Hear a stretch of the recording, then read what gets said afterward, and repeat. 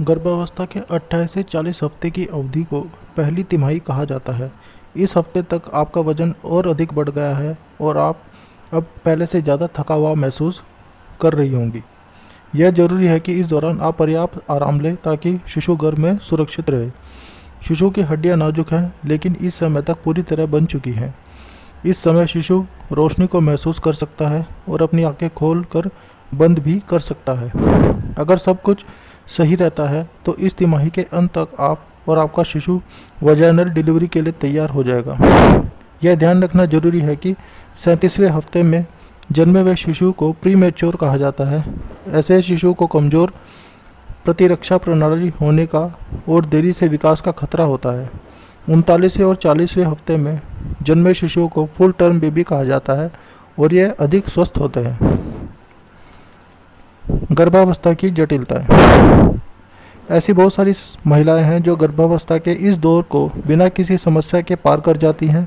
हालांकि ऐसी बहुत सी अन्य महिलाएं हैं जिनकी प्रेगनेंसी अपने या शिशु के स्वास्थ्य में समस्या होने के कारण मुश्किल हो जाती हैं। हालांकि गर्भवती होने से पहले यदि ठीक तरह से पूर्वोपाय किए जाएं तो ऐसी समस्याओं की संभावना को कम किया जा सकता है, जैसे कि उच्च रक्तचाप।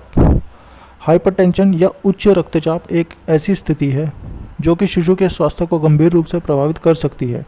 उच्च रक्तचाप की वजह से गर्भनाल में रक्त का प्रवाह कम हो सकता है। गर्भनाल शिशु को गर्भ में पोषण और ऑक्सीजन पहुंचाती है। गर्भनाल तक रक्त का कम प्रवाह शिशु के विकास को धीमा कर सकता है। इसके अलावा इससे प्रीमेच्योर डिलीवरी यानी माँ में प्रीक्लेम्पसिया स्थिति पैदा हो सकती है। Gestational diabetes. किसी महिला को गर्भवती होने के बाद शुगर समस्या या डायबिटीज हो तो इस स्थिति को जेस्टेशनल डायबिटीज कहा जाता है। पैंक्रियास इंसुलिन नामक एक हार्मोन स्रावित करते हैं जो ग्लूकोज को तोड़कर ऊर्जा के रूप में कोशिकाओं तक पहुंचाता है।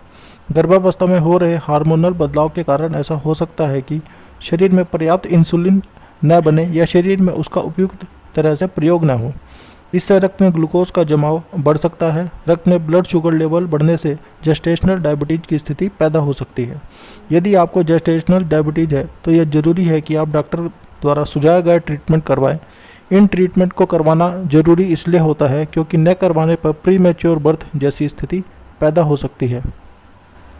संक्रमण।